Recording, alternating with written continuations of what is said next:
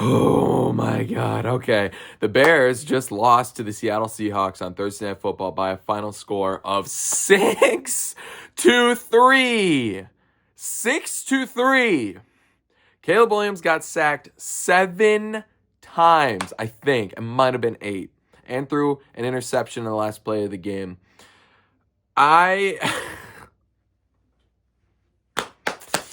Okay, so there's every year there's one of these games where it is just the Bears just fart out like one of the worst football games you'll ever watch the entire year. Every year there's one of these. And this is the kind of game that I would really love for the Bears to not do anymore. So last year we had on national television the Vikings Monday Night Football game. It was pretty similar to that. I think the final score was like 10-7 or something like that. And then the year before that we had the Commanders game. Similar feeling. I think it was like 8 to something. Like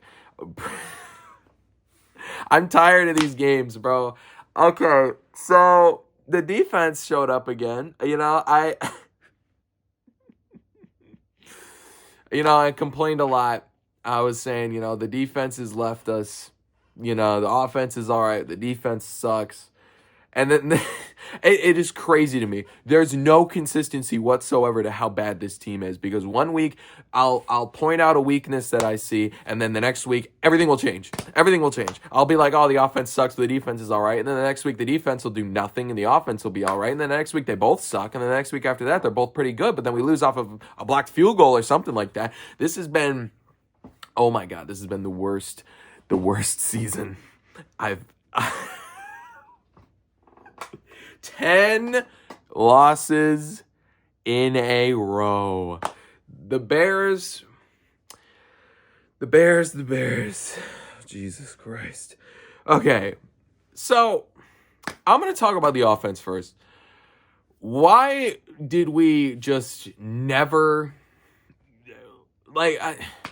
do we just not throw more than 10 yards downfield anymore? Why do we never do that anymore? It felt like every single pass attempt was either a screen, a toss to DJ Moore, or some kind of check down 2 yards after the line of scrimmage. Very rarely did it feel like we were trying to throw downfield. It was unbelievable, what I was seeing on offense, because it's after Thomas Brown first took over, and it felt like the offense was completely rejuvenated. It's worse than it was with Shane Waldron in charge now. This offense sucks. This is awful football they're playing. DeAndre Swift sucks. Our O-line,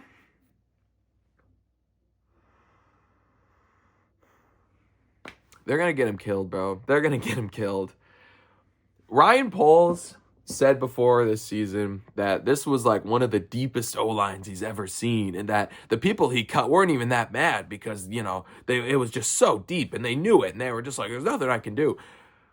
Where is that depth, Ryan Poles? Where is it? Because I'm looking around for it and I don't see it anywhere. Maybe I'm looking the wrong way. Do you want to point out to me what part of this game was the depth of the offensive line we saw when it felt like Caleb was being pressured on every snap when he was trying to throw the ball and he got sacked 7 times? I'm really running out of patience here with the Bears here, because the last couple weeks I've been like, oh, I don't really care as much, they haven't really gotten me feeling passionate, they're losing me. No, you know what, this week they made me mad. They found a way to really make me mad, because I was just kind of casually watching this game. I was like, whatever. I was kind of like, it's the Bears. We're 4-11 going into this game. I'm not invested. And as the game went on, it was like watching a train wreck happen in slow motion. It didn't feel like we deserved to still be in that game, but somehow the defense was making plays. It didn't feel like the defense was making plays. It felt like plays were just kind of happening it wasn't anything that they were doing. It was just, I don't want to call it luck, but it didn't feel like an awe-inspiring performance. But you know what? We held the Seahawks to 6 points. So I can't even complain about the defense. Although I will say, who is number 64? I don't think I've seen that man in my life. And he's not good. I saw Javon Dexter at some point. I thought he was done for the year. Maybe that was just like an apparition I had. Like, what? I don't know what's going on, dude. I've been so far away from any news or anything going on, but like I don't know what's going on in the D line, but it's not good enough, that's for sure. Really missing Andrew Billings, really missing any kind of consistent anything. There's no punch to the D line. This whole Bears team is so soft. They constantly, if it's second and long, they'll give up a long completion to make it third and short, and then they'll give up the third and short. That happened at least 3 times in this game. But on the offense is just, oh my goodness. So Caleb Williams had a day. I don't even know how much of this to put on him. It felt like he was doing what they were. Okay, when I make these videos, I keep in my mind, I'm like, I don't want to seem like I'm being a homer or that I'm being a Caleb stan or whatever, that I'm trying to over defend him. I'm seriously trying to be objective here. He missed some throws, absolutely. But like, if I had to name like the top 5 biggest problems with the offense today, I don't even think he'd make the list. Like, he kept us in that game with some pretty insane plays. Like, that rollout move toward the sideline, and then he chucks it to an open receiver. Oh my God. He has hit that so many times this season. It's beautiful every time he hits it. I wish he would just throw from the pocket as good as he throws that ball, because on the run he's deadly accurate, and he throws it with it's a missile, man. It's unbelievable. He did that so many times, kept us in this game. Had a touchdown overturned. One of the best touchdowns he's done so far. It was the same thing, roll to the right, just a strike to Odunze. Got called back from a holding call that, yeah, it was holding, I guess, but it was a pretty weak call. Like, I don't know. Like, it didn't seem egregious, but you know, I don't want to complain. I guess, you know, we did only put up with that touchdown, it would be like 10 points, but we would win the game if that touchdown stood. I'm just saying. And then towards the end was a particularly mind-numbing sequence. So the Bears march down the field somehow. They convert a couple 4th downs, including an insane clutch one in like triple coverage to Odunze. Oh my God. So we get down to like, I think the 40. We're like on the outskirts of field goal range, where it's like, he's probably not making it, but you can try it.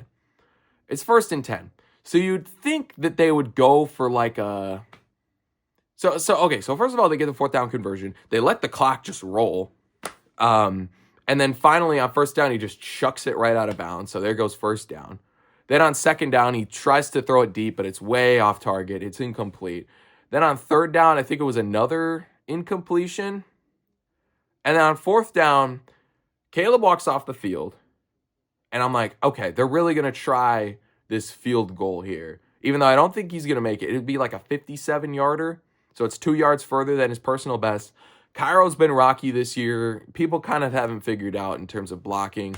So I'm like, I mean, but I trust him to make that more than I trust them to convert a 4th and 10, because what happened on the first few downs, we didn't try any. That's the one time that you go for short yardage. That's the one time all game. All we did was short yardage, check down, screen, whatever. We didn't even, and the one time that you actually should, when you get outside field goal range, when you want to make it closer, so maybe you could try a field goal attempt, they just abandon it completely. Everything they do is backwards, bro. So then they try it. Caleb throws a pick because he's pressured. I think it was hit as he throw. And then that's the end of his streak of no interceptions, which was the longest streak in NFL rookie history. And then that's it. That's how we lose the game. So I want to give a shout out to the Bears fans that were at that game, and they chanted "sell the team" super loud, and they were booing when that whole timeout kerfuffle was going on, which, yeah, they called a timeout after the 1st down and completion, by the way. Like, they're just as sick of this as everybody else. And I'm glad that they're doing what they have never done. The most I've ever seen the Bears fans do is chant "Fire Nagy" at a couple games. I've never seen them go out there and, chant "sell the team." I've never seen them be boo, bad clock management. It's stuff that we've noticed. It feels like they don't even notice. So yeah, the Bears have pretty much locked in a top 10 pick with this game ending the way that it did. Even if we do win next week against the Packers, which, make no mistake, we will not win at Lambeau next week. We are going to show up dead in the water. We're probably going to get blown out because the team just wants the season to be over with, and that's going to be the end of it. Man. And then we'll let the Packers, get a better playoff spot. But, that's the thing is I can't even be happy about draft position because any other season, a top 5 pick would be all but assured when you have a 4-win season. Because that's probably where we're headed right now, is 4 wins. But there are so many other bad teams in front of us in the standings. And not only that, our schedule is so brutal that it's hindering us. We aren't even going to get, I think right now we're slated for 9th overall. Last year we were 7-10 and got the 9th overall pick. This year we're going to be 4-13 and still be 9th overall because the Browns will be in front of us, the Raiders, the Titans, the Giants, the Jags, all of these other teams. There's so many more. Why? It's just such bad luck. So we aren't even going to have if we had a top 5 pick, maybe there's a chance we could grab a stud D lineman or a stud offensive lineman, or maybe even Travis Hunter, if by some miracle he's still available, which he won't be. But I don't even think we need wide receivers and corners, though. So maybe we wouldn't draft Travis Hunter. But by 9th overall, the best offensive tackle on the board isn't going to be there. The best D tackle on the board isn't going to be there. The best edge rusher is probably not going to be there. So, it's not even when you lose 10 in a row, I don't know, dude. I didn't even fathom that we'd be having a draft position talk at this time of year. I thought we'd be looking at playoff seeding. I thought we would be talking about winning games. Instead, here we are, lost 10 in a row. Coach is fired. Caleb is about to break the record for most times being sacked in a season. Because he will be. That Packers D-line is going to... We should... Oh my God. We should start Bagent next game. I'm being serious. It's not even because of a Caleb performance. It's because I just don't want him to get hurt, and I don't want him to hold that record. It's at some point we're reaching a point of diminishing returns here. So yeah, the Bears, I can't do another season of this. I'm being serious. The Bears, the Bears front office needs to seriously have a plan for this offseason. They need to make big swing after big swing, because if we're at this point next season and we're still having games like that, I'm done. I'm being serious. I'm done. I'm not watching these games. I'm not planning my day around this stuff. I'm done, bro. And I don't say that out of I'm not being dramatic. You have to do something to fix this, because you are taking whatever hope that we have and you're just smashing it into pieces. And you see all this behind me. I'm not a fair weather fan, bro. I have one of these plaques you can't even see. I took it down because, he's not on the team anymore. I had a Robert Quinn 18.5 sack season plaque because I was super into that. I was so happy about that. And I was super into that season, and I watched every game, even though we sucked. And it was that passion is just being drained slowly. One more disappointing season. One more 5-12 or whatever season. And they're going to lose me for a while. Because I can't keep getting my hopes up. I can't keep expecting that the next season will be better. I can't keep telling my friends who aren't Bears fans, oh yeah, well, we got this guy, watch out, we'll be scary next season. We just need coaching, we just need an O-line, we just need this, we just need that, we just need edge rushers.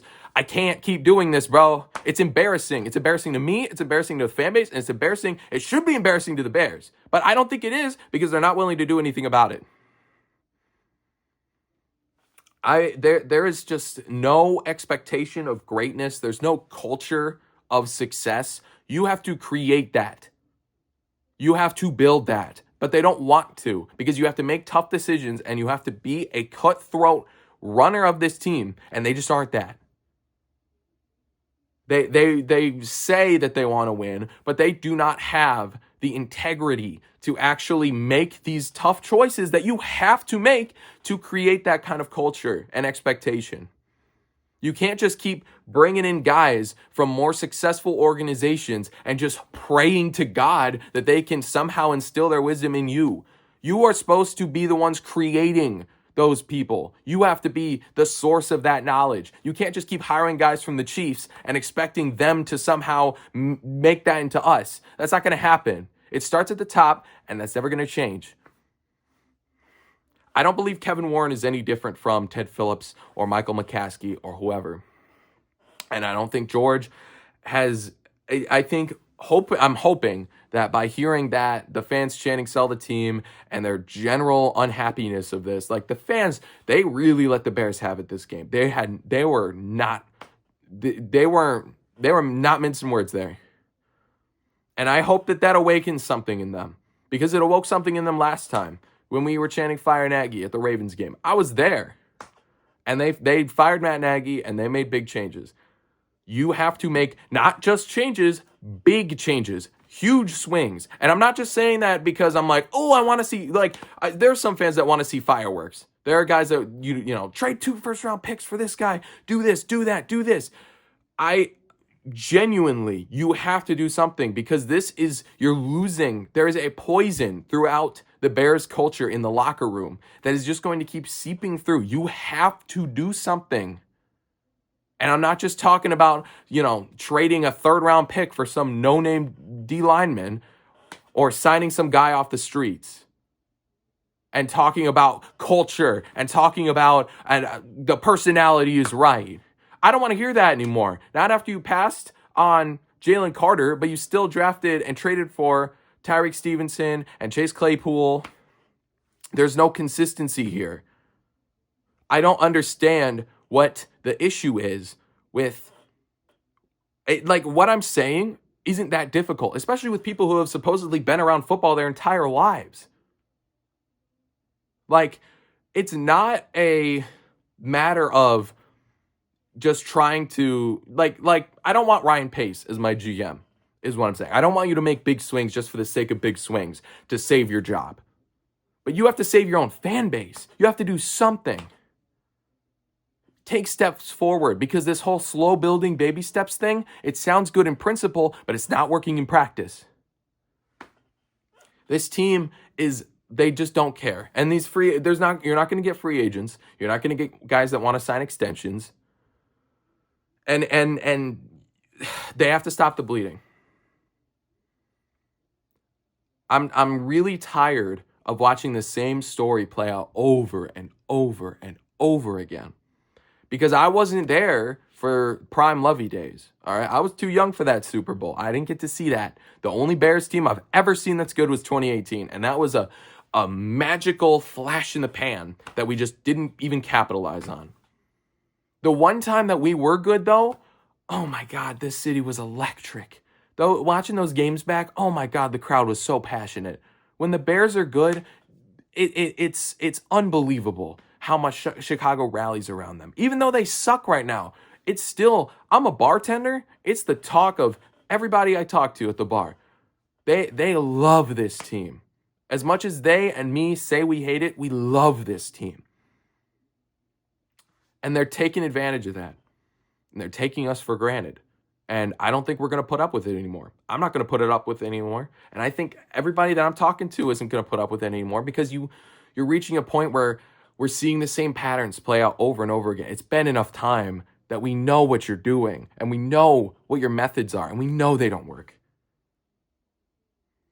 I am tired of watching losing football and wearing and supporting. I can't keep doing it. It's not it's not enjoyable, especially when you're on national TV and I have to go on social media and talk to my friends and they talk trash and I have nothing to say. Absolutely nothing to say. And now you've been gift wrapped a generational, pretty sure, prospect in Caleb Williams whose talent transcends even the Bears' incompetence.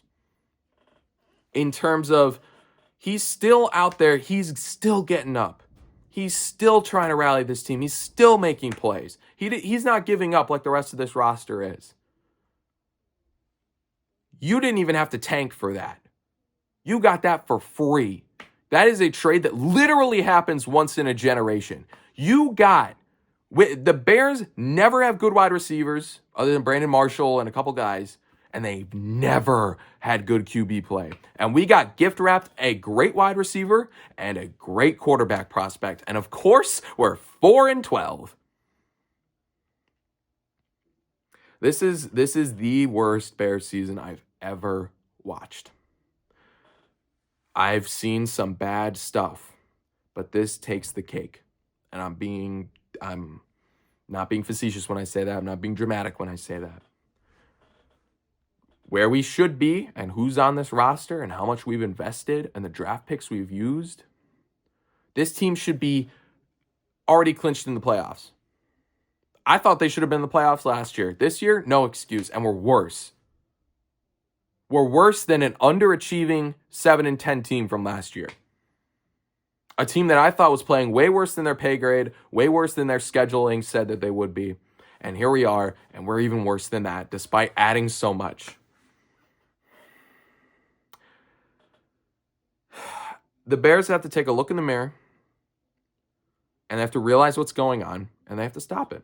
And I'm not I don't have a solution. I don't have a specific thing to do. That's for you to figure out. I don't want you to make a huge move and screw the future of this team just because, but I want you to make a big swing. I want you to go for a Ben Johnson. I want you to maybe take some risks, which they never do. And I just want to see a good Bears team. I want to see a great Bears team. It has been a long time since I've seen a great Bears team. Too long. And judging by the ticket prices and season ticket turnover and all that, we're going to see how much the fan base is okay with that. Because I don't think they are. I think we're at the point where even the most diehard fans they're losing it. I'm one of them. Figured out.